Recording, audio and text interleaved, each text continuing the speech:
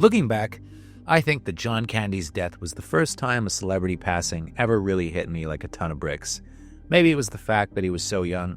Maybe it was because he was one of my favorite actors. But at 12 years old, I just couldn't believe that the man who had made me laugh so much throughout my childhood was gone. As big as his death was everywhere, it was especially felt here in Canada, where it became long-term national news. His passing was a true national tragedy, considering how deeply loved he was. And now, Ryan Reynolds and Colin Hanks have teamed up to make this reverent tribute to the comedy legend, which is set to hit Prime Video on October 10th. Causing audible sobs from the packed TIFF audience, it's a lovely portrait of a man who, it turns out, was exactly who you hoped he'd be. Many of Candy's colleagues speak about him with great affection, including Bill Murray, Eugene Levy, Andrea Martin, Dave Thomas, Dan Aykroyd, Martin Short, Catherine O'Hara, Tom Hanks, and of course Steve Martin.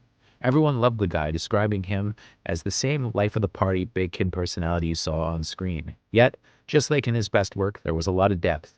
As much as Candy loved making people laugh, an air of melancholy followed him around. His father had died of a heart attack at only 35 years old, and his brother suffered a similar fate around the same age. This left Candy with severe anxiety, as he knew his own weight and habits were putting him at risk. Hollywood didn't help, typecasting him as the jolly fat man, with his size treated as a punchline sometimes, especially in the movie Stripes, where he had to film a wrestling scene that made him deeply uncomfortable. Hanks's film makes powerful use of interview footage where Candy visibly bristles whenever interviewers mock his weight, as they too often did. One particularly harrowing clip shows him in the middle of a bit of a panic attack doing a satellite interview, a tough but revealing watch. Above all, though, the movie is a celebration of his legacy.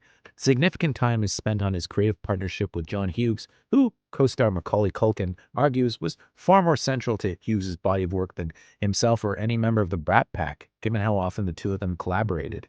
Mel Brooks also shares memories reflecting not only on his friendship with Candy, but also on how much the late Carl Reiner adored him while shooting Summer Rental. No one has a bad word to say. Now, normally this is where I'd accuse a documentary of veering into hagiography, but given everything I've heard about Candy, he truly seemed to be what everyone says he was, a good man through and through. Still, as the movie points out, he could never fully appreciate his own talents, living under the constant shadow of fear and anxiety. That's the sad part, but it's also heartwarming to see the love he left behind, particularly from his adoring children, both of whom were present at the premiere.